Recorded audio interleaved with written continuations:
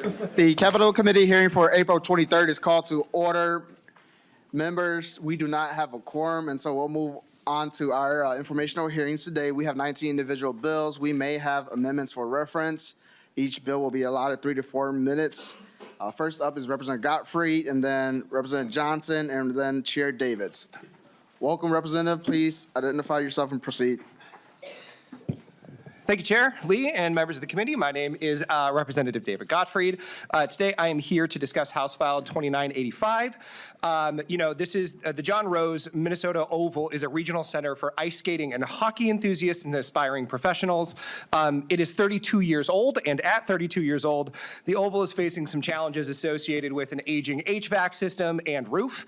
In addition, the restrooms, which the original restrooms, which are still in use today, are not entirely compliant with the American Disabilities Act, which poses significant hurdles to skating and hockey practitioners and fans with disabilities. So family coming in to watch, friends coming in to watch their families if they have disabilities. It's a very, very challenging thing to use the restrooms there. So today I am asking, this committee to consider a $1.125 million appropriation to the Oval to address these particular issues and ensure the center's long-term viability. With that, I will now turn it over to my testifier, Parks and Recreation Director of the City of Roseville, Matthew Johnson, to speak in more detail about the significance of the Oval and this project. Thank you. Welcome, Director. Please identify yourself and proceed. Yes, thank you, Chair and Committee. My name is Matthew Johnson, and I'm the Parks and Recreation Director with the City of Roseville. I appreciate the opportunity to talk to you today about these important updates that we're proposing for the John Rose Minnesota Oval. As many of you surely know, the John Rose Minnesota Oval is truly a one-of-a-kind facility. It is one of only 4 full-size speed skating facilities in the United States and the only full-size refrigerated bandy rink in the United States. At 110,000 square feet of refrigerated ice, it is the largest refrigerated ice sheet in North America. The Oval serves as home to a number of key regional groups, including the Greater Minnesota Speed Skating Association, the Midway Speed Skating Association, the United States Bandy Association, and multiple local hockey and figure skating groups. It has hosted national and international speed skating events and has been the training ground for numerous prospective and up-and-coming Olympians. In addition to elite athletes, more than 20,000 skaters from across the state of Minnesota, from first-time skaters to competitors at all skill levels, utilize the facility. Since initial planning and construction, the Oval has been a joint venture between the City of Roseville and the state of Minnesota, with the city handling the operating costs, while the state has regularly supported capital upgrades when needed. In 1993, the facility was constructed with state dollars, and on 4 different occasions, the state has funded capital updates. In 2018, as the Oval turned 25 years old and mechanical elements were reaching the end of their useful life, the city commissioned a full condition assessment to make sure that the facility was able to thrive into its next 25 years. As a result of that study, at the time, the city sought $5 million of support. In 2020, the legislature graciously approved $3.9 million for phase 1 of that project, which tackled updates to refrigeration, drainage, and safety systems. I'm proud to state that in 2022, that project was completed on time and under budget. Today, we are seeking the remaining $1.125 million to finish that plan to replace roofs that are currently leaking, HVAC systems that are beyond the end of their expected lifespan, and improve restrooms so that they are better able to serve the large events we host and accessible, meeting the current ADA standards, and better able to serve individuals of all ability levels. With more variable winters, the Oval's refrigerated ice has never been more vital to Minnesota and across the state. This investment will extend its life, improve accessibility, and preserve this unique asset for decades to come. Thank you for the opportunity to speak with you today, and I welcome any questions. Thank you, Director. Seeing no questions, closing comments. Not many closing comments. Thank you very much, Chair. Thank you, members of the committee. I would encourage you to consider this as part of a larger bonding bill going forward, and I thank you for your time. Thank you, Representative Gottfried. Next up, we have 2 bills for Representative Johnson. First up is House File 441. Welcome, please proceed.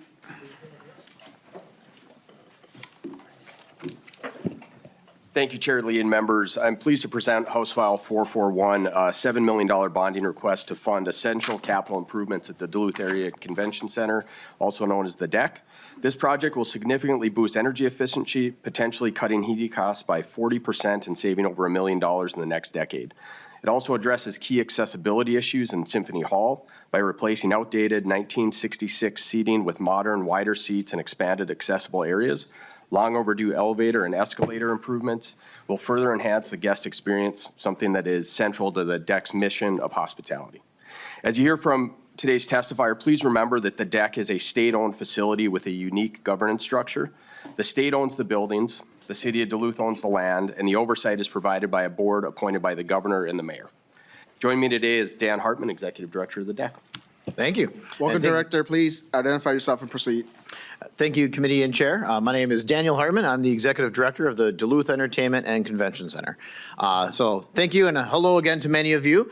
And it's a beautiful, bright morning. So I want to go into real quick. So we have this $7 million request in front of you. But when you think of the DEC, a lot of people think of it as one venue. It's actually 10 different venues. And so think of it as we are a large regional centers. This is 2 6,000-seat ice arenas. This is 2 convention centers. We have a 40,000 square foot expo hall. And this is just a sampling of some. And so I want you to understand the magnitude of this. Just last year, we saw over 500,000 visitors. And for the northern region of the state, that's a $45.2 million impact. So this is a bigger deal than a lot of folks, I think, give it credit sometimes. And just to also get an understanding of the past, this goes back all the way to 1966. So we're long overdue on a lot of these repairs, and hence why we'll probably get to know each other over time. But we're here to really talk about accessibility issues and energy conservation. Representative Johnson did a really good job outlining a lot of these things. To get a little bit more specific, on the accessibility side, we have significant repairs to make on our elevators, our escalators. These are not exciting projects, but for folks who know, these are very expensive, high items. And so we just don't have the capacity to pay for these significant, frankly, full upgrades. And then in addition, in Symphony Hall, that dates back to 1966. Those seats are from 1966. And unfortunately for all of us in the room, we've all are a different size than we were in 1966. And so we need to upgrade these things to fit all of our modern standards. And frankly, we need more accessible seating areas in general as well. It's a little sad for me when we have a Veterans Day ceremony and all the World War II vets can't even get into the room to sit down because there's literally no seating for them. And so we need to make this, we owe them that. In addition to that, the real big one in front of me is that for some reason in the 1990s, they redid all the pipes and they added these Victaulic rings, are these like these little, I actually brought the prop and left it on the floor, of course, because I'm cool like that. But anyways, the rings were bad from the beginning, and whenever there's a change in the heating, these rings leak. And frankly, now they're getting old, and so now they rupture and break. So they're a dramatic safety hazard for my staff, but also we are keeping these things heated at 190 degrees throughout the summer. I'll repeat that. So in the summer, we are heating the building. And so then we have to spend money on cooling to cool down the building in the summer. It is just as insane as I am referring to this. And so if we can fix this, this will reduce my heating bill by 40% a year because I'm not trying to heat the place in the summer. And so what we're gonna do is install welded pipes with shut-off valves so that we can turn this heated water off. So as simple as that sounds, that is probably my most drastic thing because it's a safety concern. And also it's just, obviously, we need to fix this. And that's part of the problem of having a building that goes back to 1966 is we got a lot of stuff to fix. So I wish I was coming to you with a new exciting building, but that is not it. So thank you, everyone. Thank you, Director. Representative Scraba. Thank you, Chair. We toured this a couple years ago when we were there. Has the interim stuff that breaks, you guys are paying for it, and this Correct. is the state building. So, Director Hartman. thank you. Committee and Chair, Representative, yeah, we internally are trying to pay for all the stuff as it ruptures currently, but this whole system is $2.5 million. And so that's a hard thing for us to do. And just as a reminder that came up before, we are the only state authority that runs a place like this. So Rochester, St. Cloud, Minneapolis, St. Paul, those are actually city facilities. But in Duluth, it's called the Duluth Convention Center, but really it's a state authority and has a board appointed by the state and the mayor. So we're a little different anomaly in a lot of ways. Thank you. Quick closing comments, Representative Johnson. Thank you, chairs and members. This, like we said, this is a state-owned facility. Investing in especially some of those HVAC or heating components will save it money in the long run, maybe allowing them to address more of these issues on their own, and encourage any support we can get. Thank you, Representative Johnson. Next on the agenda, House File 3125, Representative Johnson. Thank you again. Yeah. Please proceed. Thank you, Chair Lee, Chair Franzen, and members of the committee. I'm excited to present House File 3125, a bonding request for the Housing and Redevelopment Authority of Duluth in partnership with the Union Gospel Mission to construct a much-needed community engagement center.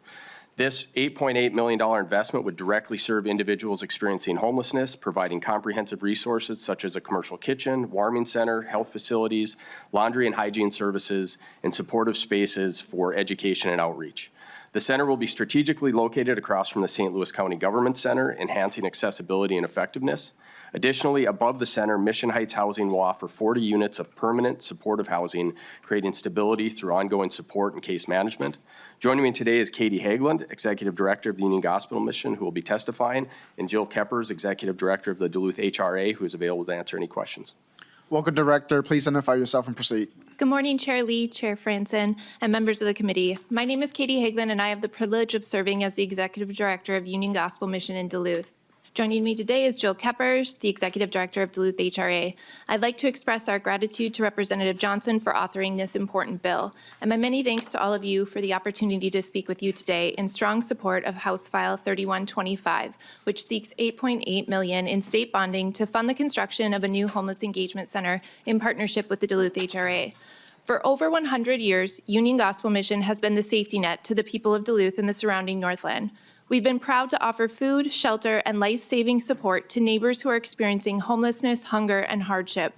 This project represents the next chapter in that ongoing legacy of service.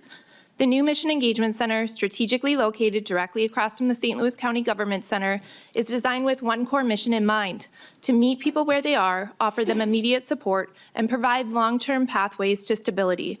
The Engagement Center will feature a commercial kitchen and dining hall, indoor and outdoor warming spaces, free health care and social services, laundry and hygiene facilities, and classrooms for life skills, job readiness, and recovery support. Above the Engagement Center will be Mission Heights, 40 units of permanent supportive housing, complete with wraparound case management services to ensure that our residents have not just a place to live, but that they stay housed and have the support they need to thrive. The need for this project is undeniable. From 2013 to 2023, St. Louis County saw a 41% increase in overall homelessness and a staggering 157% increase in chronic homelessness. Last year alone, over 1,100 individuals used Duluth's warming center. More than half of Northland residents are rent burdened, struggling to keep up with rising housing costs. And tragically, 1 in 9 children in our region goes to bed hungry each night. This project won't just address these urgent needs, it will also help us leverage over $15.6 million in housing infrastructure bond funding, multiplying the state's investment and maximizing our community's capacity to respond to this crisis. This is truly a community-wide project, with land provided from the City of Duluth, development support from Duluth HRA, operational commitments from St. Louis County, and strong backing from local healthcare systems, businesses, and community leaders. With your support, we can create not just a building, but a place of hope, healing, and housing. A place where no one will be turned away, but instead welcomed in. A place where dignity will be restored and futures will be rebuilt. This is not just about constructing a new facility, it's about giving people a new beginning, a new home, using the same hope that has guided us for over a century. Thank you for your time, your leadership, and your thoughtful consideration of this vital investment in the people of the Northland. Thank you, Director. Representative Scraba. Thank you, Chair. When the bill was going through, I remember sitting with Representative Howard and saying, you know, I don't have any homeless stuff in Ely. We don't have it. Small communities don't. Duluth and Hibbing gather most of those folks. When there's nowhere to stay, they find somewhere to stay. And this is, for all practical purposes, a big portion of northern Minnesota gathers these folks that are at the end. But one of the questions I have is your comment here with help leverage the 15.6 million. Is the 8.856 the match, or is that something with that? Mr. Chair, just curious how that dollar amount and how it fits. Thank you. Director Hagelin. I'll defer to Director Keppers. Welcome, please identify yourself and proceed. Great. Thank you, Chair Lee, Chair Franzen, Representative, and committee members. So the $8.8 million is to help us construct the engagement center. And then along with that, so that's the lower level of the building. The upper level, the HRA is functioning as developer of the project, and that will be for 40 units of housing. And that we anticipate costing around $16 million. But one project can't happen without the other. So as we construct the lower level and then apply for funds, which will either be housing infrastructure bonds or low-income housing tax credits, or a combination of two, that's how it will match each other and create the overall project. Director Keppers, can you just identify yourself for the record, please? Oh, sorry, Jill Keppers, Executive Director of the Housing and Redevelopment Authority. Housing Authority will be the owner of the building, which is in compliance then with the general obligation bonds and keeps you in compliance with the United States, or the state constitution. Thank you. Quick closing comment, Representative Johnson. Thank you, chairs and members, for the opportunity to present this. This is a much-needed project for our community, and it's one of those that truly has partnerships throughout a lot of different organizations working together and supporting it, and love any help we can get. Thank you very much. Thank you. Next up, we have 3 bills from Chair Davids. And then members, can I have you guys start moving back towards the back behind the dais? We'll have Chair Kotyza-Witthuhn and then Representative Clardy after that. Welcome, Chair Davids. First bill up will be House File 2046. Please proceed. Thank you, Mr. Chair and members.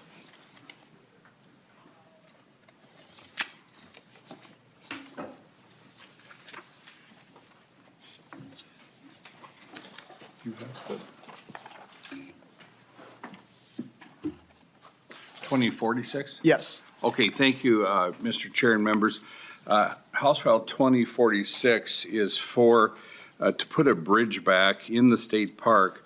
It was removed, it was not, it was basically condemned because you couldn't take any auto traffic. So what we're trying to do here is get that bridge back there for foot traffic. And I have with me Mr. David Kelleher from the Historical Society, who would like to make a few comments. Welcome, Director. Please identify yourself and proceed. Thank you, Mr. Chair, members of the committee. I'm David Kelleher from the Minnesota Historical Society. Thanks for taking a few minutes to hear this bill.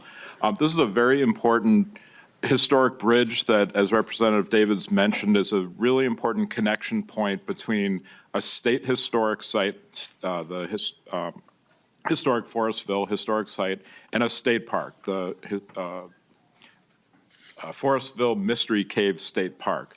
The road leading right through the middle of the historic site is a county road, and the bridge is part of that county road. So we have a convergence of jurisdictions and really a good partnership that has developed between DNR Historical Society and Fillmore County. As Representative Davids mentioned, the bridge has failed. The abutments that hold the bridge up on the banks of the Root River have disintegrated over the 125 years of the life of the bridge. This is a very significant bridge. It's on the National Register of Historic Places, and it's an important tourism attraction between the state park and the state historic site.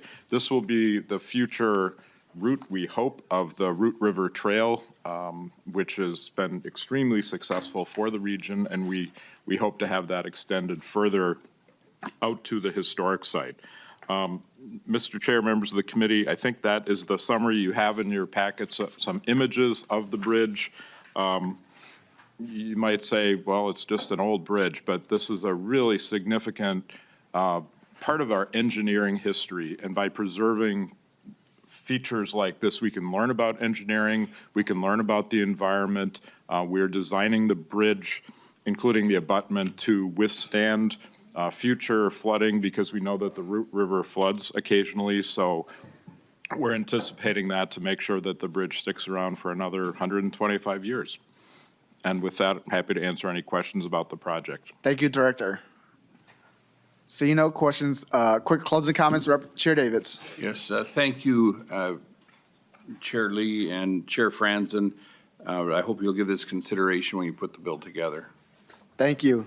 Next on the agenda, Chair Davids, House File 2404. Please proceed, Chair Davids. Thank you, Mr. Chair and members. House File 2404. I do have an amendment on the A1 amendment, if we could put that on to get in the, basically what the A1 amendment does is it, instead of saying Preston to Carmona, it says Preston to Forestville, Mr. Cave State Park. We need to extend that line a little bit. Sounds good, Mr. Chair. We are just, since we're not moving any bills, we'll just reference the amendment for staff. Should this be considered in the future, we'll have the language. Thank you, and please proceed. Okay, thank you so very much. I have Mr. Adam Wilder, Mayor of Mabel, Minnesota, who would like to make a few comments on the importance of House File 2404. Mr. Chairman. Welcome, Mayor. Please identify yourself and proceeds. Thanks for having me today. I am Adam Wilder. I am the mayor for the city of Mabel. Just a few comments on why this bill would be very important to our area. So right now, there are currently two state trails down there, the Root River State Trail and the Harmony Preston State Bike Trail systems. However, they don't extend through a few of the southeast Minnesota towns, most notably Canton, Mabel, Spring Grove, and Caledonia. So this won't only impact my city, but also the cities around us. Over the years, there have been a few fundraising or kind of some communication between the area towns to try to fundraise to be able to move forward with this, but just with the sheer size of this project, it's just not really capable from a city standpoint. Constructing this trail extension would have a huge impact on our small rural area. It would not only benefit the current businesses, but it would also allow for businesses to hopefully move in and have some economic growth in these small areas. We're not immune to it like most of greater Minnesota. If you drive down our main street, there's not many businesses in our towns anymore. Referring back to a study from Minnesota Department of Transportation and the University of Minnesota Extension, in 2014, the bicycling industry brought in $777.9 million in 2014 to the state of Minnesota. So these dollars could have huge impact on our local area. These communities are also smaller, aging communities, and if provided the opportunity with this bike trail, it could allow for growth and to attract younger families to our communities. It's also in this area, we have US Highway 52 and State Highway 44. And if you've driven in that area, you might notice that people are on those highways running, biking, or exercising. So this is also a safety hazard that we could also mitigate with the passing of this bill. Thank you again for your consideration. I'd be happy to answer any questions. Thank you, Mayor. Representative Scraba. Thank you. Trail guy here, big trails, love trails, understand them. I'm from northern Minnesota. We got trails everywhere. Biking, hiking, snowmobile, ATV, you name it, we have it. What are your plans for upkeeping it if it is built, and who's going to be responsible? Do you have a trail authority, or is it, how is it put together right now? Mayor. Sorry. Thank you. So this is all really new to us. We would hopefully do extend on to the state trail system. Greg Davids has been a great proponent of bike trails as well, so he might be able to answer that question better than me. Chair Davids. Well, thank you, Mr. Chair and Representative Scraba. It would be a state bike trail, so the state would be responsible for the maintenance down the road. And if I could go to nonpartisan staff, I believe that it's already designated, this loop is already designated as eligible to be a state trail. Mr. Lee. Mr. Chair and Representative Davis, I will double check on that. I don't have the. Thank you, Mr. Chair, and I think my entire district is designated for state trails. I think it is, but you can check that out. Okay. Seeing no other questions, I'm sorry, Chair Lilly. Thank you, Mr. Chair and Chair Davids. Thank you for working on this. It is really a safety thing down there. Spend a lot of time on that section of 52. Will this tie into the Iowa system then, or is this kind of the last link? Or, I mean, does this go from like Hanson's farm and the cave? Is this kind of the last? I know you've been working so hard on this. It's exciting to see what it'll be.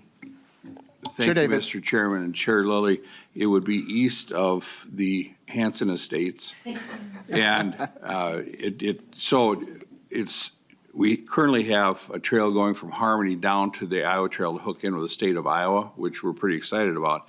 this takes us further east. Quick closing comments, Chair Davids. Appreciate your support, Mr. Chairman and members. Thank you. Next on the agenda, the final bill for Chair Davids, House File 3128. Please proceed, Chair Davids. Thank you very much, and I think we have the city administrator on the available here.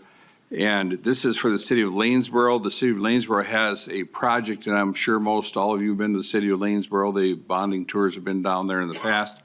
What they're looking for is some funds to help out with Trunk Highway 250. Trunk Highway 250 is the main street of Lanesboro, and the MnDOT is going in and redoing that whole Highway 250 through the city. And as you can imagine, there's some enormous costs. Lanesboro is a city of between 700 and 800 people, and this really puts a stress on them financially. So we're looking, and this has been done in the past, different areas, some help for their infrastructure as this project moves forward. And I think we have City Administrator. Welcome, City Administrator. Please identify yourself and proceed. Yes, my name is Mitchell Walbridge, City Administrator for Lanesboro, Minnesota. Thank you, Chairman Lee and Co-Chair Franzen and members of the committee for allowing me to speak today. I'm a lifelong resident of Lanesboro and recently moved into the role of City Administrator, which is a privilege to serve in. I'm here today in support of House File 3128, which would appropriate funds for a critical infrastructure improvement project in our city along Minnesota Trunk Highway 250. The project addresses the complete reconstruction of sanitary sewer and water distribution systems, including surface and roadway restoration in one of the most vital corridors of our city. It covers Parkway Avenue, Ashburn Street, and a failing water main extension into the neighborhood known as Little Norway. These systems are approaching 100 years old. They're the original water and sewer infrastructure and are in the state of increasing failure risk. They support essential services like our public school campus, City Hall, and most notably our downtown commercial district, which serves the economic and cultural heart of Lanesboro. But this is not just about pipes and pavement. Lanesboro is a regional tourism hub, drawing thousands of visitors each year to enjoy our historic downtown, the Root River State Trail, and the outdoor recreation on the Root River. Small businesses, including lodging, restaurants, and outfitters, depend on reliable infrastructure to serve both the residents and tourists alike. Reconstructing these utilities in tandem with MnDOT's scheduled highway work is not only smart governance, but it's financially responsible. Delaying our infrastructure project would mean tearing up newly reconstructed roads in just a few years down the line and burdening local taxpayers with the full cost. Our city has not stood still in the face of these infrastructure needs. In 2022, we completed construction on a new wastewater treatment facility that replaced what had been the oldest operating mechanical wastewater plant, which was a $4 million investment on the city's part. That same year, we completed a street and utility replacement project on our residential and business districts, which required $600,000 in local investment. In Lanesboro, we're doing our part, but for a small city like ours, this level of infrastructure reinvestment has elevated our debt per capita burden significantly. And we're being diligent and forward-thinking, but the financial strain is real here in Lanesboro. By aligning this Highway 250 utility work with MnDOT scheduled roadway reconstruction, we're pursuing a financially responsible strategy that avoids tearing up the newly completed roads in just a few years. This isn't just about Lanesboro, though. It's about preserving access to one of Minnesota's premier tourism destinations, a rural economic driver that attracts visitors from across the state and the region to enjoy our community, the Root River, and the Root River State Trail. Thank you for considering this request, and I'm happy to answer any questions that the committee may have. Thank you, City Administrator. Seeing no questions, quick closing comments, Chair Davids. I'd really appreciate your support. The city of Lanesboro is a regional area for tourism, and they have made every effort to for infrastructure in other areas, like the administrator said. This is very much needed as we go forward, and I appreciate your support. Thank you, Chair Davids. Next up, House File 210, Chair Kotyza-Witthuhn. Thank you, chairs and members.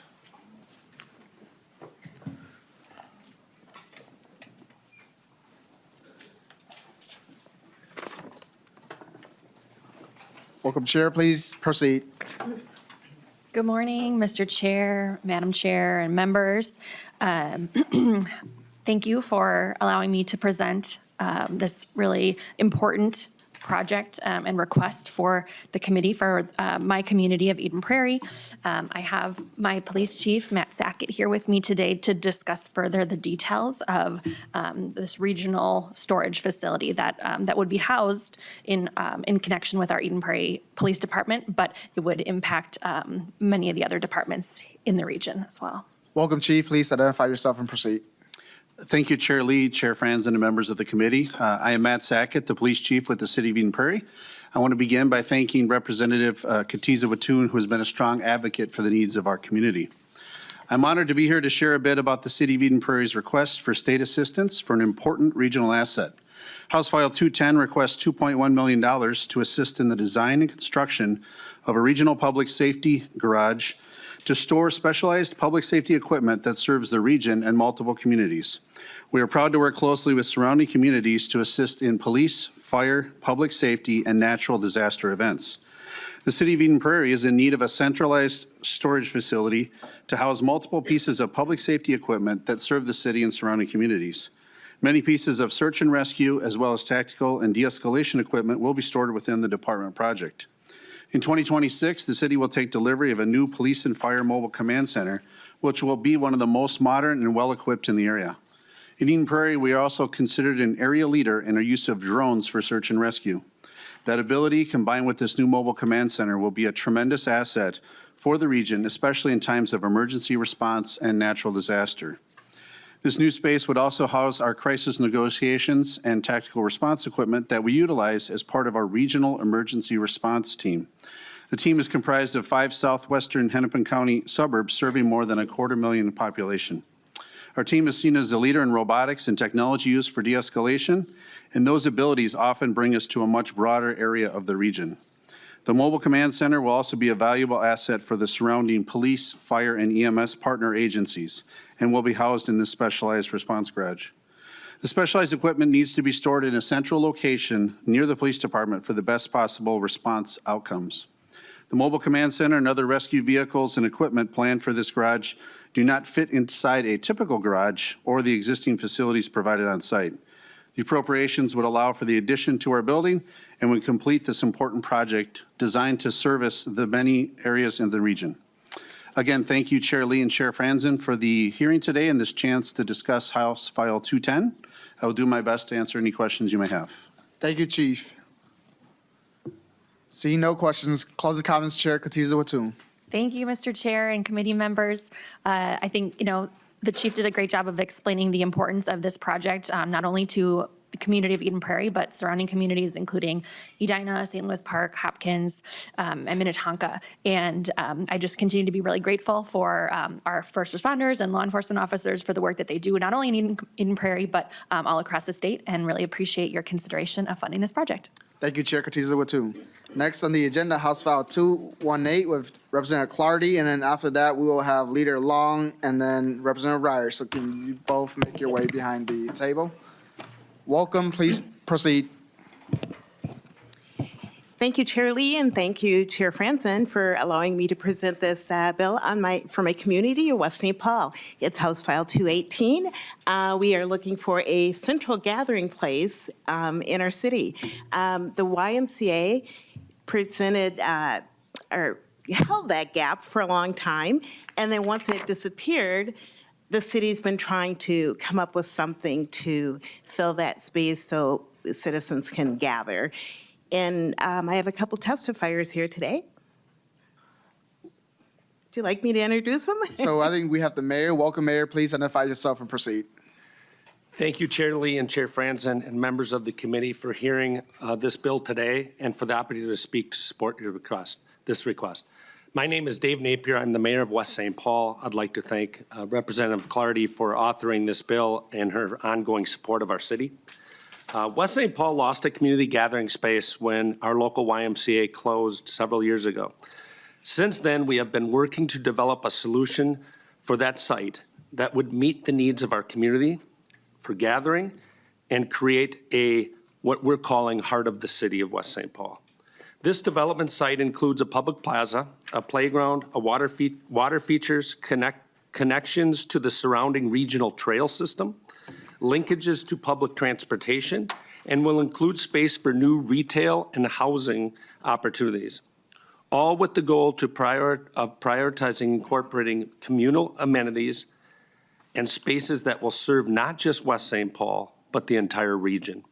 Located directly adjacent to the River to River Greenway Trail, this site will become a destination for pedestrians and bikers who are enjoying one of the top trails in our area. We are seeking your assistance as we work to replace this much-needed public space. We understand that the committee requires a local match and potential phasing of this project.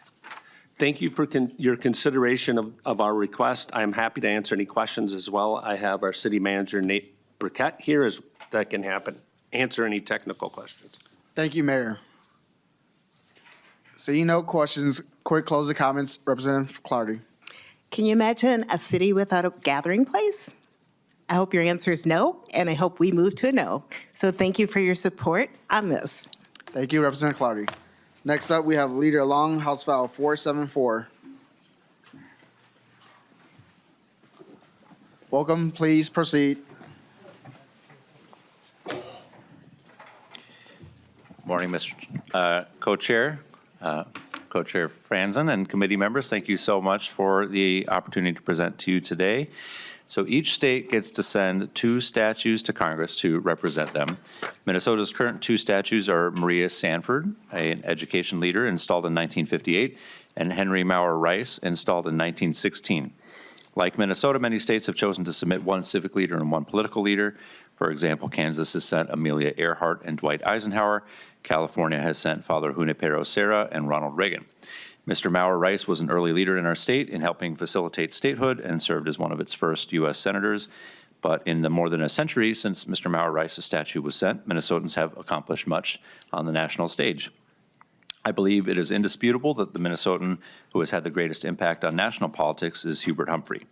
Nicknamed the Happy Warrior, Humphrey was Vice President of the United States from 1965 to 1969 under President Johnson and was a Democratic standard-bearer for president in 1968. He served for 23 years in the U.S. Senate, including as Majority Whip. His legislative accomplishments include the Civil Rights Act of 1964 and proposing Medicare and the Nuclear Test Ban Treaty. Humphrey always sought bipartisan support for his legislative goals, and often his biggest antagonists were in his own party, particularly on civil rights. This funding would pay for a new statue to be made using as the base the Humphrey statue that stands on the Capitol grounds, for the statue to be shipped to D.C. and to ship the existing statue of Mr. Maurer Rice back to Minnesota to be displayed in his namesake of Rice County. I believe it is time that our state update this important representation in our nation's capital to reflect the history that has transpired since 1916. Appreciate the bipartisan support on this bill and would ask that this committee support sending Hubert Humphrey to represent us in the U.S. Capitol. Thank you. Representative Myers. Thank you, Chair. Thank you, Representative Long. I had a conversation with you about this, and I just hopeful we can move forward with this because you've assured me we're going to get a better spot, and hopefully, you know, that spot is more prominent than what the statue is now. Leader Long. Thank you, Mr. Chair. Thank you, Representative Myers. Yes, for those who have visited the Capitol, Maria Sanford is displayed in a very prominent spot in the main hall as folks are coming in for the tour. Unfortunately, Mr. Maurer Rice is in sort of the Hall of Forgotten Heroes in a back corner, so he's pretty difficult to find. But I do think that Hubert Humphrey would be given a prominent location. Representative Scraba. Thank you, Chair. Did we not hear this last time? I thought I remember hearing this and approving it, and it didn't get funded. Is that why we're here seeing it again? Representative Scraba, yeah, we heard it last biennium and it did not make it through in the final bill, and so that's why we're hearing it again this year. Thank you, Chair. See no further questions. Quick closing comments, Leader Long. I appreciate the committee's time. Thank you, Leader Long. Next up, we have Representative Reyer, House File 1860. Please proceed. Morning, Chair Lee, Chair Franzen, committee members. Thanks for taking the time to talk about House File 1860. It's the Scott and Dakota County Regional household hazardous waste and recycling facility. This project serves an important regional need, making it easier for residents of a broad area to recycle and dispose of hazardous waste household items. It's also a regional investment. The ask today is for $8 million, with the counties contributing the remainder. The total cost will exceed the $25 million cited in the materials. The counties will be absorbing that and not asking for additional state funds. So today, Nikki Stewart, Director of Environmental Resources for Dakota County, and Kate Sedlacek, Environmental Manager for Scott County, are here with us to provide additional information. Welcome, Director. Please identify yourself and proceed. Thank you, Representative. Good morning, Chairs Lee and Franson and committee members. As she said, I'm Nikki Stewart, Environmental Resources Director at Dakota County, and also with me is Kate Sedlacek, with Environmental Manager from Scott County. In the room, I also have Dave Magnuson, our Dakota County Program Supervisor. Thank you so much for the opportunity to speak to House File 1860 and our Regional Household Hazardous Waste Facility, a partnership between Dakota and Scott counties. Our counties already have a joint powers agreement in place for the design and construction of this facility. It will manage household hazardous waste such as paints, pesticides, and auto fluids, and include a drop-off for recyclables such as plastic bottles and cans, but also hard-to-manage materials such as mattresses and scrap metal. Without this critical infrastructure, these materials often end up in the ditch, poured in the drain, or tossed in the trash to the landfill. This project is shovel-ready. We are requesting $8 million from the Minnesota Pollution Control Agency Capital Assistance Grant for this $25 million project. Thanks to the 2021 Minnesota legislature, we received $2 million for Phase 1 to help fund the land purchase. The counties are committed to a match of $15 million for the remaining amount. Dakota County at $11.36 million, Scott County at $3.64 million. We have the land and now are requesting the remaining $8 million the counties are eligible for to construct this facility. Both Dakota and Scott counties have their own household hazardous waste facilities. However, our facility in Dakota County, called the Recycling Zone in Egan, is at max capacity. Our current site, designed in 1998 for 15,000 cars annually, now 26 years later is managing over 69,000 cars. Waste managed has increased from 830,000 pounds to 4.3 million pounds. Scott County will hit its capacity at its facility by 2030. This new facility is proposed to be located in Lakeville, Minnesota, and promoted and available to all residents in the Twin Cities through agreements with the other metro counties. Each year we wait, costs increase, with this project more than doubling since our last award. If funding is received, construction could start later this year in 2025 and open to residents early in 2027. Thank you for the opportunity to testify. Thank you. Seeing no questions, or Representative Carroll. Thank you, Chair. Real quickly, I think this is a great project. Do you plan on charging any fees for people to drop off? I know in Plymouth we do for some things. Director. Chair and members, we do charge for some materials, but otherwise it's open to our residents at no cost for the household hazardous waste materials. Some of those problem materials, such as say mattresses, there would be a charge because there's a cost for us to manage that material. Quick closing comments, Representative Reyer. Thank you, Mr. Chair. I appreciate your support. Thank you. Next on the agenda, we will have Representative Falconer, House File 720, and then after that, Representative Hollins, House File 1314, and then Chair Fischer, House File 2854.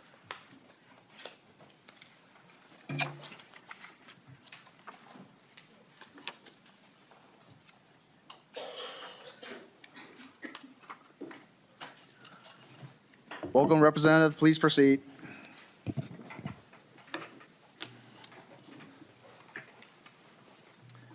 Good morning, Chair Lee, Chair Franson. Thank you so much for having us in today to hear about House File 720. This would appropriate $15 million to build out a shared community space around a transit station in the Opus area of the city of Minnetonka. As you hear from Mayor Wiersum here, this investment will help transform the area into a regional asset, not just for residents living in the area, of which there are 1,000 affordable units that the West Metro desperately needs, as Minnetonka continues to focus on the affordable housing crisis in the state, but also for the tens of thousands of employees and visitors through the Opus area each year. This truly is a regional asset, benefiting all communities in this area, and I thank you for taking the time to hear and learn about this proposal and bonding request. With that, I'll turn over to my testifier, Minnetonka Mayor Wiersum.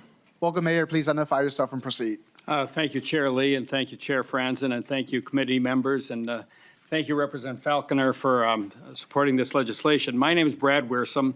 I'm the mayor of the city of Minnetonka. I've been doing, I'm in my second term as mayor since 2017, and I've been on the council for, city council for 15 years. So I know Minnetonka well, and I'm here today to talk about a project that is really important, not just for the city of Minnetonka, but for the entire West Metro, and that is the Opus Public Space project. The Opus area of Minnetonka is a mixed-use community that features residential apartments, employment centers, 6 miles of off-road trails, and open natural areas. It was completed about 50 years ago and is experiencing a revitalization sparked by the impending arrival of light rail transit, which will run through the area and includes a light rail station in the area. Opus is currently home to several regional employers. And interestingly, there are over 15,000 employees in that area and 4,000 residents living and working in the area. So it's clearly vital to our city. Over the last 10 years, new development has added 2,000 new units of additional housing, over a third of which, and I'm very proud of this, over a third of which is affordable housing for individuals, families, and seniors. Bonding funds would be used to build out a 5-acre central plaza and community park next to the transit stop. The project is integral to transforming what is a fairly low-density office park, fully integrating the light rail investment into the broader community, and making Opus a regional asset for visitors traveling through the park via public transit. Because of the demographic diversity the new housing is bringing to the area, it is also important that the city provide an open park space and meaningful recreation activities for all of the residents. Minnetonka is lucky enough to have a robust business presence in the city, and we are proud to be a net contributor to the state economy.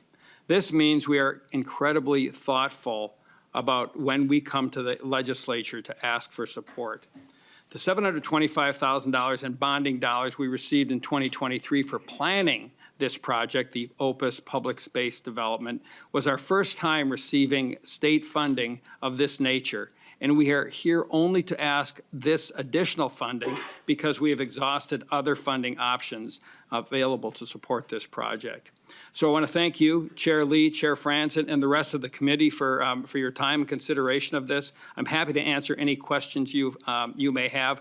I believe your packet does contain a one-pager with information on the project. So thank you so much for your time. Thank you, Mayor. Representative Reyer.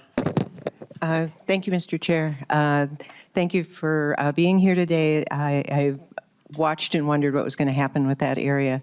Just curious, you have a $15 million ask. What's the total cost for the project? Thank you. Mayor. And I'm gonna turn to the total ask is 15 million, or the total project is 15 million. So it's or 30 million. Excuse me. We're asking. I'm going to ask Mr. Funk, Mike Funk, to help me with that question. Welcome. Please identify yourself and proceed to answering the question. Thank you, Chair Lee. Thank you, members of the committee. My name is Mike Funk, spelled F-U-N-K. I am the city manager for the city of Minnetonka. Representative, to answer your question, the estimated total project cost is $30 million, and we're seeking $15 million in funding. Thank you. See no other questions. Quick closing comments. Yeah, thank you so much for considering this request. I think it's a great project. It's a regional asset. It really kind of checks off a bunch of important priorities of affordable housing, open space, accessibility to the light rail system, and it'd be a big benefit to the region. So thank you so much. Thank you, Representative Falconer. Next up, Representative Hollins, House File 1314, and then Chair Fischer, House File 2854.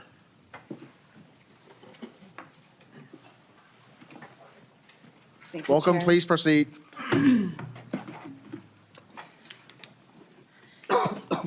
Thank you, Chair Lee, Chair Franzen, and members.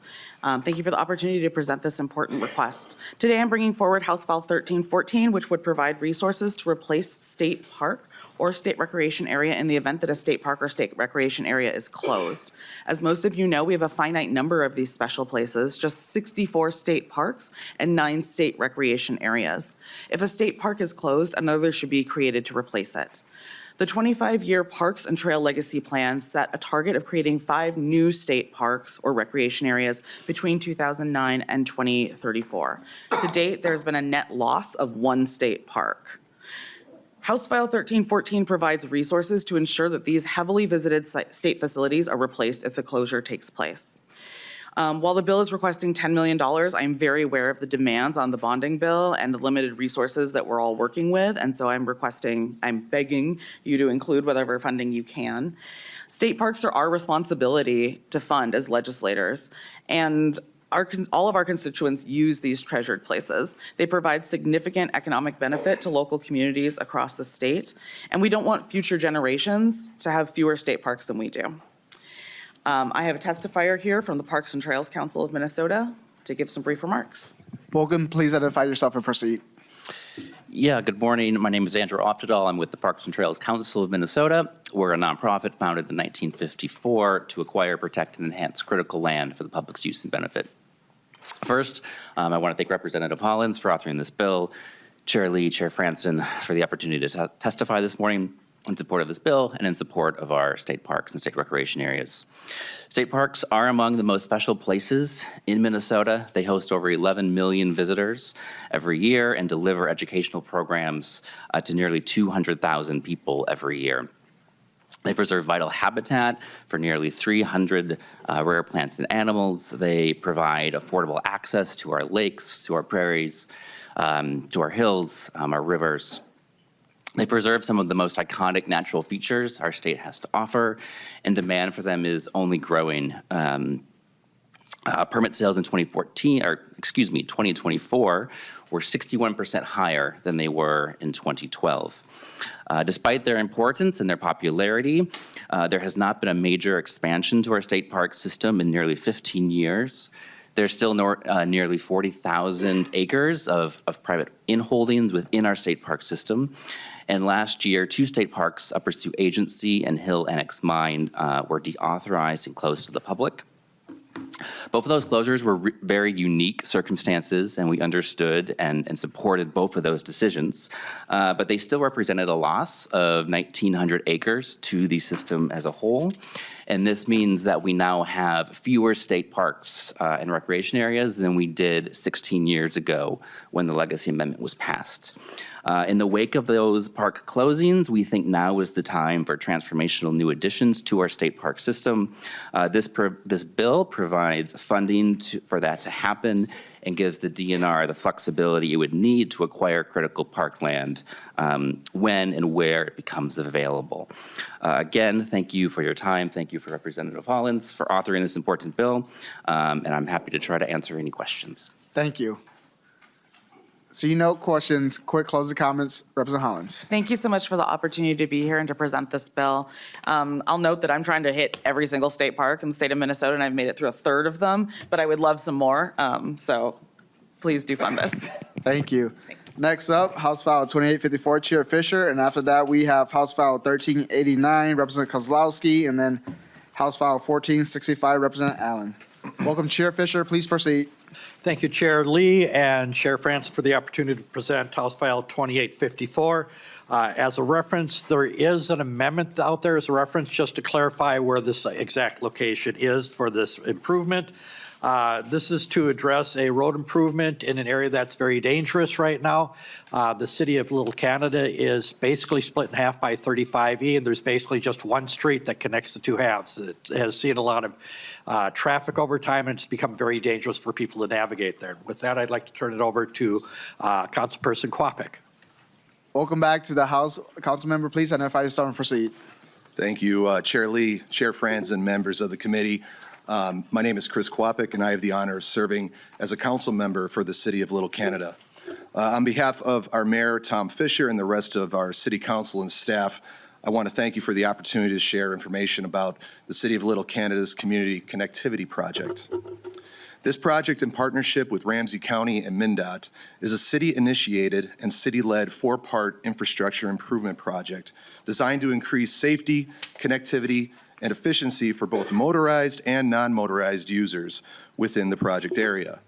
It's arguably the largest infrastructure project that the city has pursued, which will not only provide much-needed relief for the community members of Little Canada, but benefit commuters and businesses who access this vital regional roadway. The Little Canada Road Corridor has been the subject of complaints for years and has a notable crash and congestion problem. If nothing changes, the problem will persist and worsen over time. Identifying viable solutions within the corridor has taken years due to the complicated nature of the area and the city's desire to minimize impacts to both properties and businesses. In fact, over the past year, we have considered multiple designs that varied in feasibility, which elicited strong opinions from local businesses and residents. Thanks to their feedback and ongoing conversations between our engineers and state and federal agencies, we believe that we have finally arrived at a solution that works for everyone. Generally, the project will convert an all-way stop, which includes confusing double-signaled intersection, into 2 roundabouts to improve traffic flow and vehicle and pedestrian safety. Specifically, I would like to draw your attention to the handout that was just provided and the intersection of I-35E and Little Canada Road highlighted in yellow. The location of the city's frontage road to I-35E and Little Canada Road interchange is what adds the significant complexity and problems to this area. This project only became possible when the city applied to 3 state and federal grant programs and was successful in receiving all 3, a testament to the regional impact of this project. The total grant funding secured to date is $7 million, which covers roughly 2/3 of the estimated project cost. The remainder of the costs are shared between the city and county, which is why we are here today. Despite being successful with these grants, about roughly 1/3 of the project remains. The Little Canada Community Connectivity Project is in the final design phase, and construction is anticipated to occur in 2026, fingers crossed. We feel that this project will set up this critical corridor for better safety, accessibility, and future growth and investment for years to come. Mr. Chair, once again, thank you for your consideration of House File 2854. Myself, along with our city engineer, Eric Seberg, we would be happy to answer any questions that you may have. Representative Reyer. Thank you, Mr. Chair. Quick question about how this connects with the trail system. I see it going off the map in both directions, and if you could speak to that, thank you. Yeah, happy to. Chair Lee, Representative Reyer, that's a great question. To be fair, this currently does not connect to our current trails. What we would do is hopefully be able to go to the north to connect to our Waterworks Trail. We actually have a proposed project in the future for a pedestrian bridge to connect multiple trails because, again, this is the only landmass that connects the east side and west side of the river, or of the town over the highway, and we hope to eventually make a separate pedestrian bridge that would actually connect some of the regional trails, but that's a separate project. This one is definitely much more pressing. So I have a quick question for you, council member, or to the city engineer. So I see here that you have potential alignment for BRT. And so will this project accommodate that so that in the future you don't have to come back to the legislature for redigging of the route or whatnot? So I might have to refer to our city administrator, but I'm not sure if the BRT would go through this actual route. That would actually be along Rice Street, but I'm going to Please identify yourself and proceed. All right. Thank you, Chair Lee, Chair Franzen. My name is Eric Seberg, City Engineer for the City of Little Canada. The note about the BRT on the map is mostly to identify the regional significance of this corridor. The BRT will go down Rice Street, which is maybe a half mile to the west. Got it. Thank you. Quick closing comments, Chair Fischer. Thank you, committee and Chair Lee and Chair Franzen for the opportunity to present the bill. I hope you'll keep us in consideration when you're doing your funding. Thank you. Thank you. Next up, House File 1389, Representative Kozlowski.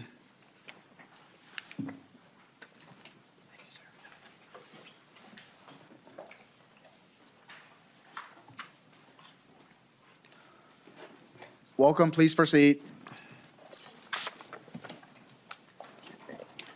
Good morning. Thank you, Chairs Lee and Chair Franzen and members. Miigwech for the opportunity to present House File 1389, which is a bipartisan bill that returns the Cloquet Forestry through a land transfer of certain land owned to the University of Minnesota. In 1909, the Cloquet Forestry Center was established on 2,000 acres and expanded until 2003 to where it sits at about 3,400 acres.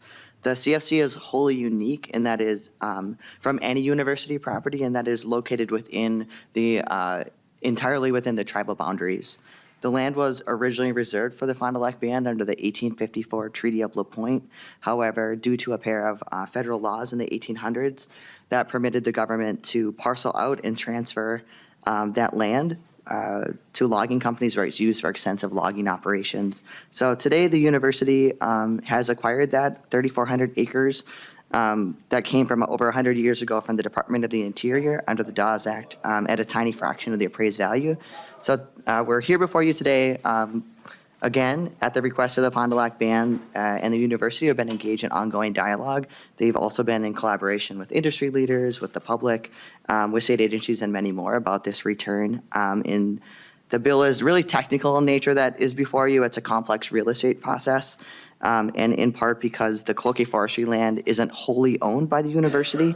And so there are a number of parcels that we need to get in Section 1 deals with getting it into one package that can prepare for the eventual transfer. And Section 2 before you deals with the appropriating the money. There's a bond that needs to be defeased for $1.3 million.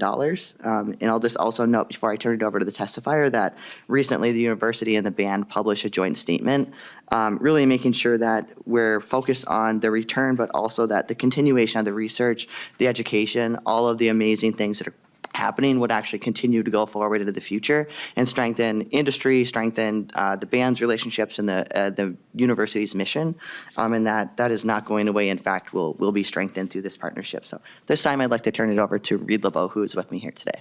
Welcome, please identify yourself and proceed. Thank you, Mr. Chairman. Reed LeBeau on behalf of the Fond du Lac Band. I don't have much more to add other than what Representative Kozlowski mentioned. I'm happy to answer any questions that the committee might have. But I would just highlight that we have been in conversations with multiple stakeholders and will continue to as we try to work on some language that makes sure that this is a transparent process so that the public knows exactly what's going on. Thank you. Chair Franzen. Thank you, Mr. Chair. Just out of curiosity, Representative Kozlowski, will you, or was this, I don't think it was, but was this heard in state and local government? Representative Kozlowski. Thank you, Chair Franzen, for the question. And this has not gone to state and local government. We're continuing to work through a number of things there with looking at a potential extension. Right now, the bill and the memorandum of understanding with the university and the band is that if there were in a future sale, that would need to have a 6-year warning and notification to the parties. But we're looking at extending that out and continuing conversation with timber and logging industry and others, but has not been heard of there yet. This biennium. Chair Franzen. Thank you. And for disclosure, I'm on the bill myself. However, I still have concerns that I've chatted with Mr. LeBeau about, and I've been in talks with the forestry, and my preference would be to have some language in there that would give, I guess, some comfort language that if this land is transferred back to Fond du Lac, that we would not be hearing in 5 years, 10 years now that we're going to have to now repurpose the forestry center, and then the forestry center is going to come back to the legislature for a whole new system elsewhere, and I don't want to see that happen. So if we can work on language for that, if that makes sense. Mr. LeBeau.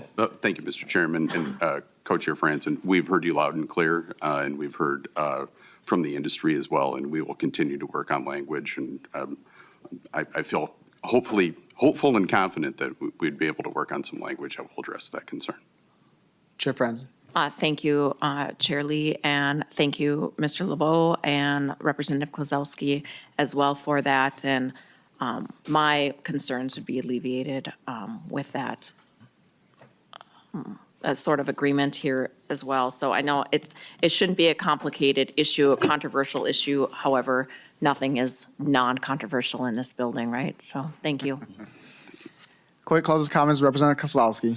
All right, well, members and Chair Franzen agreed. I think these are common sense things that we can continue to work through and just ask for your support. I was taught in our communities that you leave something better than you found it, and I think we can find a pathway to do that with this and seek your support. Thank you. Thank you. Next up, Representative Allen, House File 1465, and then after that, we'll go with Representative Rymer, House File 3103, and then Representative Carroll, House File 778. Welcome to your committee. Representative Allen, please proceed. Thank you, Chair Lee, Co-Chair Franson, and Capital Investment Committee members. Thank you for taking the time to hear my bill, House File 1465, for the Viaduct Park in Faribault. This park is located on the edge of two historic areas in the downtown Faribault area, along with the Highway 60 Viaduct. This project has taken years of planning and public engagement to get to this point. And at this time, I'll turn it over to my two testifiers, Paul Pensky from Faribault Park and Rec, and Mark Duchesne from Faribault, or the Faribault City Engineer.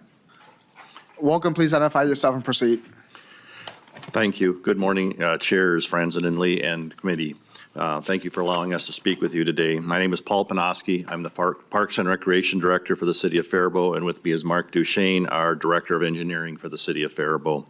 We'd like to present with you the funding request for Viaduct Park in Faribault. This is a new 2.7 acre park that we're building in the community.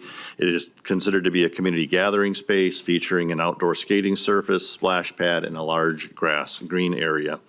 This is a new park with the brainchild of a community task force. It took us several years to get to this particular point. The park is located in the historic downtown area along Highway 60 in Faribault.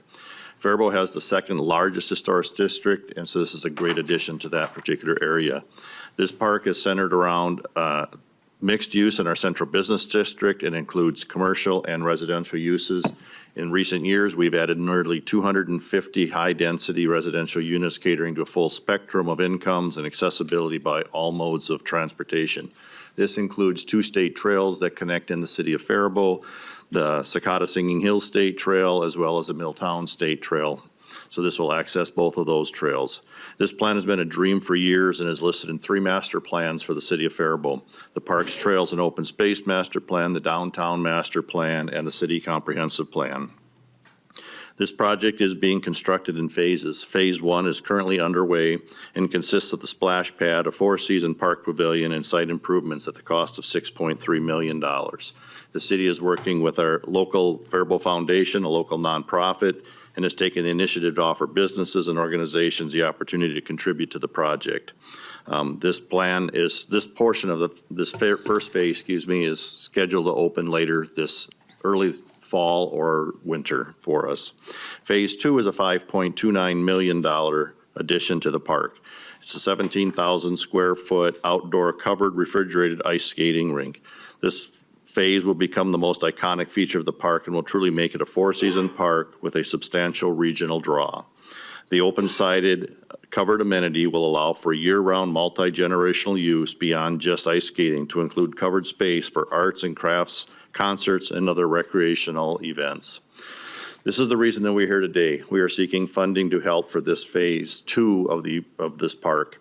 We are currently seeking $2.9615 million in funding to help fill the financial gap that we are encountering.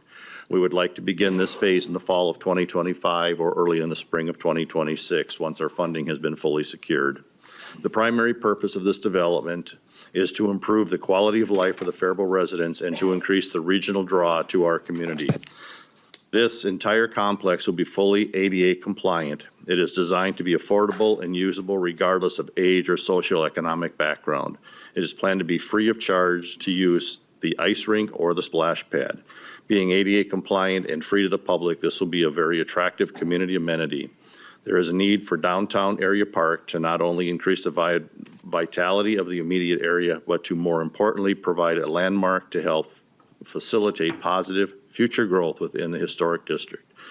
Thank you for your consideration and to Keith Allen for sponsoring this bill. I'm happy to answer any questions. Thank you, Director. Seeing no questions, closing comments, Representative Allen. Thank you again, chairs, committee members, for taking time to hear House File 1465, and I would urge your support. Thank you. Next up, we have House File 3103. Representative Rymer, welcome to your committee. Representative Rymer, please proceed.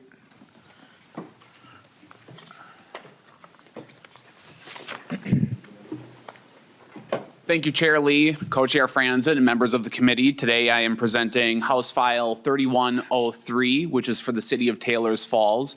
For those of you who've not been, you're missing out. Taylor's Falls is a wonderful city with majestic views of the St. Croix River. We got an amazing trailhead up there, wonderful parks, and it's really a wonderful city to come visit.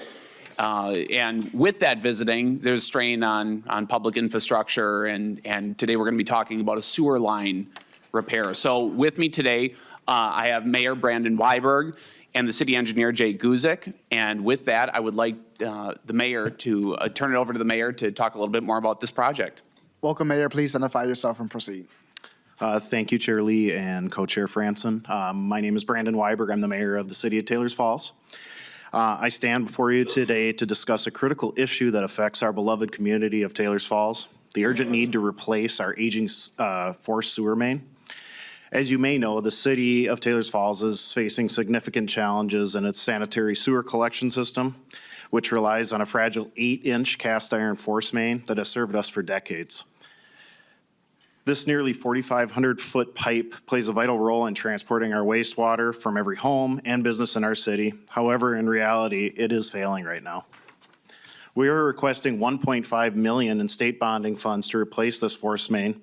This is about more than just a pipe. It's about protecting our public safety, our health, preserving our environment, and ensuring the reliability for all the residents, businesses, and tourists that we serve every year. First and foremost, by replacing this failing pipe, we can prevent sewer backups and overflows that threaten both our homes and streets. This is not just about plumbing, it's about the safety and well-being of our community. Moreover, we must consider environmental implications. The current force main poses a risk of sewage spills near our nationally protected St. Croix Falls or St. Croix River waterway. We owe it to ourselves and future generations to protect this precious resource. And in addition to safeguarding health and environment, this project will also improve reliability of our sewer system itself. The new pipe will be made of a modern corrosion-resistant material. It will include essential surge control features. This means fewer emergency repairs for us, reduced operational risks, and ultimately cost savings for the city.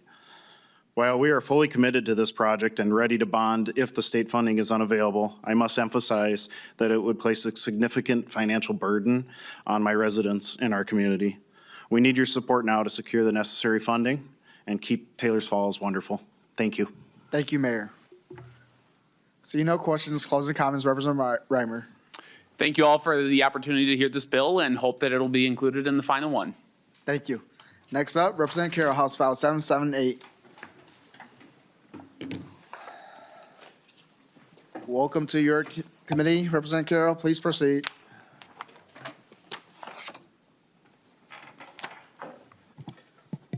Thank you, Chair, and thank you, Chair Franzen. This is a wonderful bill, a wonderful opportunity to continue to invest in Plymouth because it'll continue to invest in the state. Plymouth is an economic engine for the state. It's the fourth largest economy, largest med tech sector, and by keeping it competitive and viable, it'll help the state. And with me today is our city manager, Dave Callister, and I'll turn it over to him. Welcome, City Manager. Please identify yourself and proceed. Thank you, chairs and committee members. My name is Dave Callister, and I am the Plymouth City Manager. Thank you for the opportunity to talk a little bit about our project for Plymouth City Center. The project itself is currently $52 million. We've already spent $15 million on it, but the remaining portion is $52 million. We're seeking $26 million from the state for the project.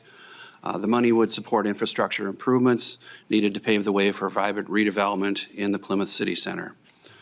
Roughly defined as the geographic center of Plymouth, 1 mile west of 494 and Highway 55, the area contains entertainment venues, sports and fitness facilities, businesses, restaurants, and other regional destinations. Our outdoor amphitheater welcomes thousands of visitors for concerts and events, and our regional ice center also hosts state and national hockey tournaments that bring visiting teams and fans from all across the country to Plymouth City Center. An example of this is each national tournament that we host, and we've hosted a few of those in the past, has an estimated economic impact of $1.2 million for a 5 or 6 day period. This benefits area businesses and boosts the local economy for our residents. Investment in this regionally significant public infrastructure is needed to cultivate a vibrant and welcoming downtown. The funding will strengthen mobility and transit connectivity, allow for bus rapid transit, improve walkability and pedestrian safety, satisfy demand at the regional ice center, and also help with environmental sustainability, provide parking, support a mix of housing opportunities, create a community gathering space, enhance the one that's there.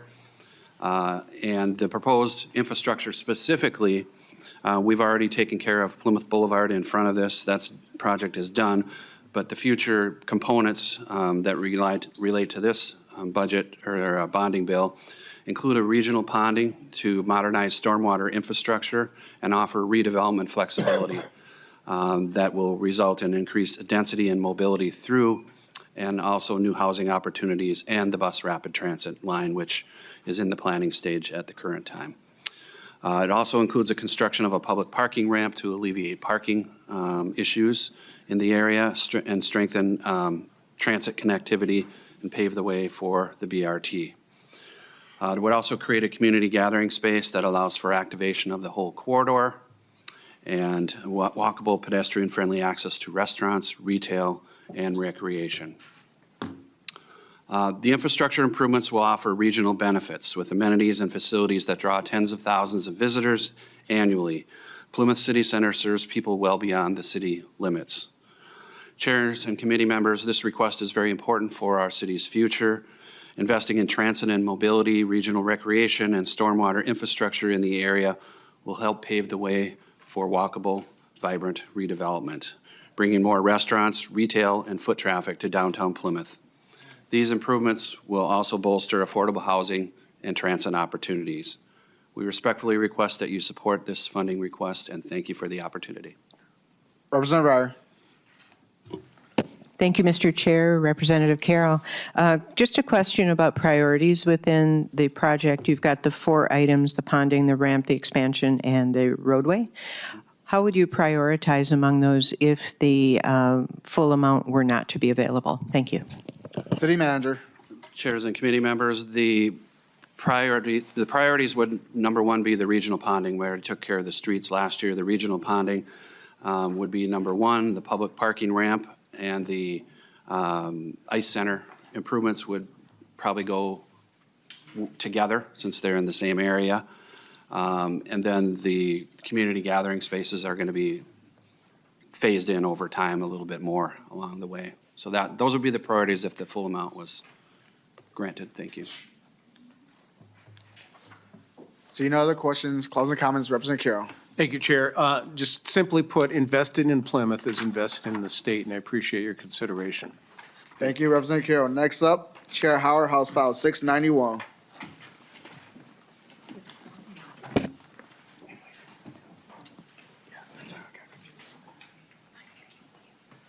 Welcome, Chair Howard. Please proceed. Thank you, Chair Lee, Chair Franson. Thank you for the opportunity to present this bill before the committee. I will be extremely brief to save time for Mayor Supple, but the city of Richfield has multiple thoroughfares through our district that serve the entire region, and this proposal would provide resources to help fund the most dangerous one of those here in Richfield. We recognize that funds are limited, and so this is a scalable project, but it's a very worthwhile one for the entire region. With that, I'll turn it over to my testifiers. Welcome. Please identify yourself and proceed. Thank you. Good morning, Chair Lee, Chair Franson, and committee members. Thank you for taking the time to hear us today in support of House File 691, the Nicollet Avenue project. My name is Mary Supple, and I'm the mayor of Richfield, and I'm joined by our Public Works Director, Kristen Asher. Nicollet Avenue was built in 1961 and is overdue for a reconstruction. Not only is the infrastructure wearing out, but the design is outdated, resulting in the most dangerous county road in Richfield. Currently, Nicollet Avenue in Richfield has narrow sidewalks directly adjacent to the roadway, which become even narrower and difficult to navigate when there is snow on the ground. Nicollet also experiences high traffic speeds, has deteriorating roadways, curbs, and sidewalks, and has subpar pedestrian lighting and crossing amenities. All of these issues become even more problematic given how busy it is along the 1.4-mile project area.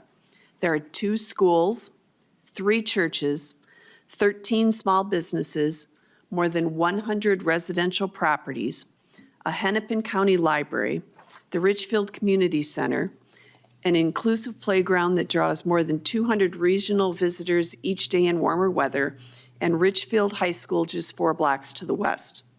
While Nicollet makes up only 1.5% of local roadway miles in Richfield, it's the location of 12% of the crashes in the city.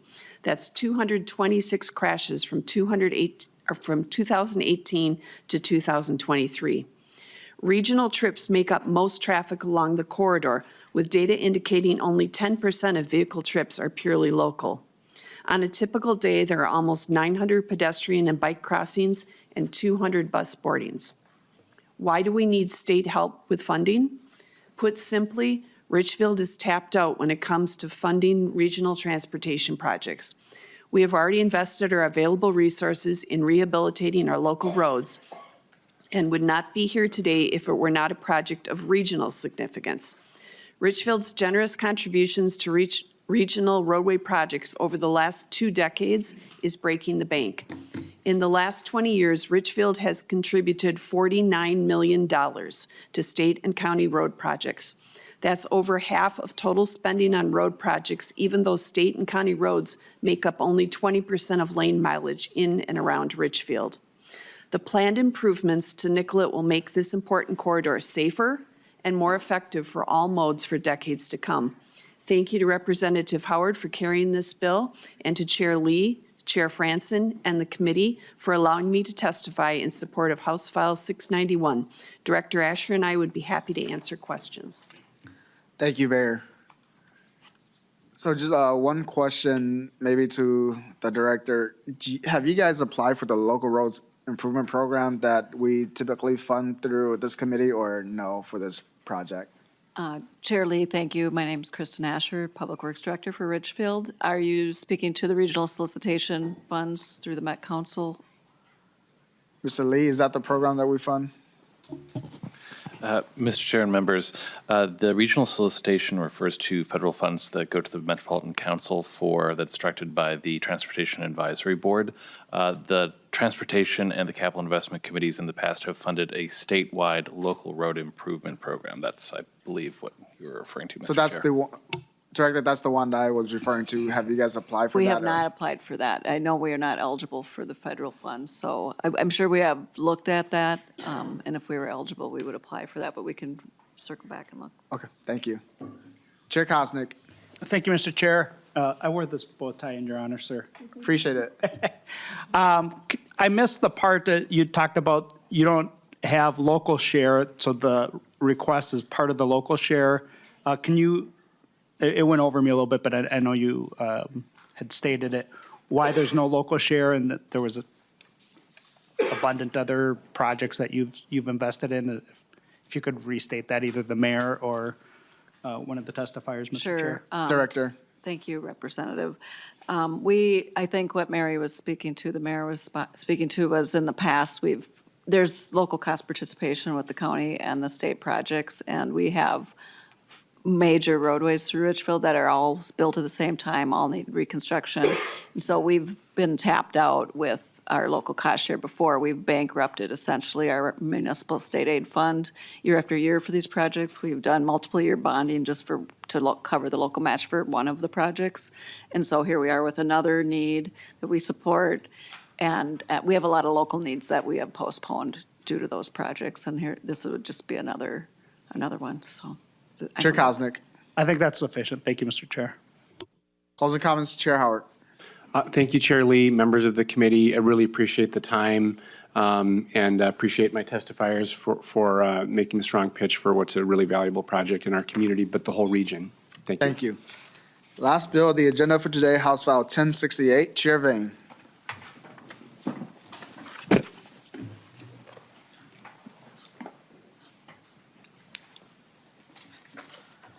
Welcome to the committee, Chair Vane. Please proceed. Thank you, Mr. Chair. Sorry, I'm just trying to catch my breath a little bit here.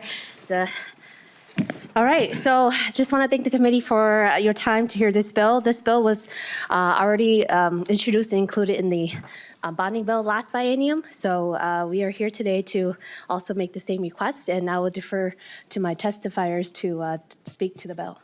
Welcome. Please identify yourself and proceed. Thank you, Chair. My name is Reggie Edwards. I'm the city manager of Brooklyn Center, and also with me is Jesse Anderson, who's our community development director. So again, thank you, Honorable Chair Lee and Honorable Chair Franson and committee members for the time of hearing from Brooklyn Center.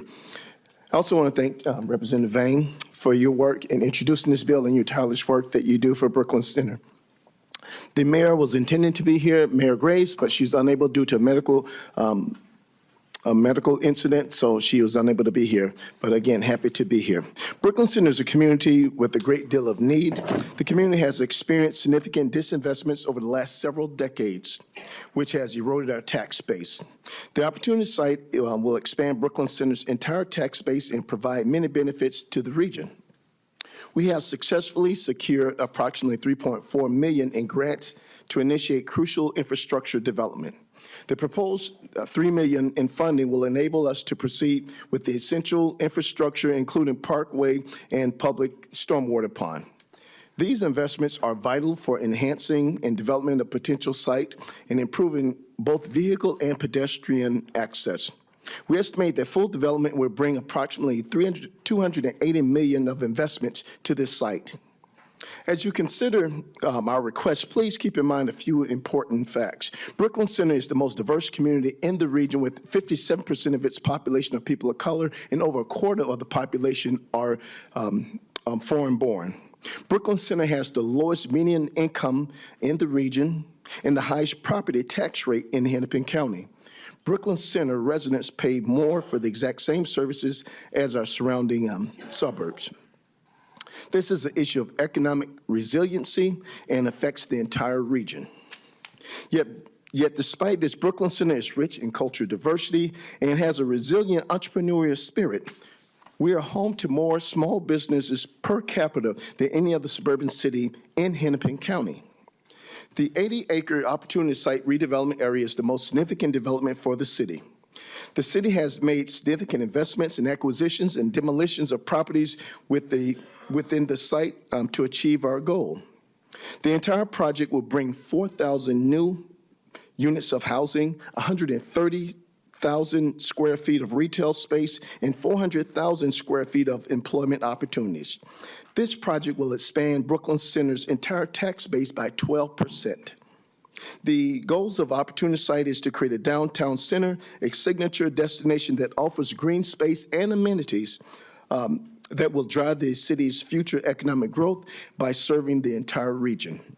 With that said, Chair Lee and Chair Franson and committee members want to thank you, and we'll stand for questions that you may have.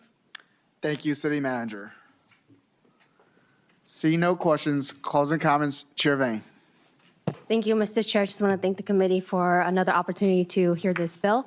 Our city, this is an important first step to further developing our city, as we are a landlocked. There's no space for us to grow besides going up. And so this will be very critical in helping us develop further. Thank you so much. Thank you, Chair Vane. So members, that's conclude the agenda for today, and we do have a quorum, and so can we have a motion to approve the minutes? Representative Sexton? Representative Sexton, move approval of the minutes. Any discussion? Hearing none, those in favor say aye. Aye. Those opposed say nay. The motions prevail and the minutes are approved. Members, we conclude our agenda, and Chair Franzen will have the gavel tomorrow. Thank you very much for coming in this morning. The meeting is adjourned.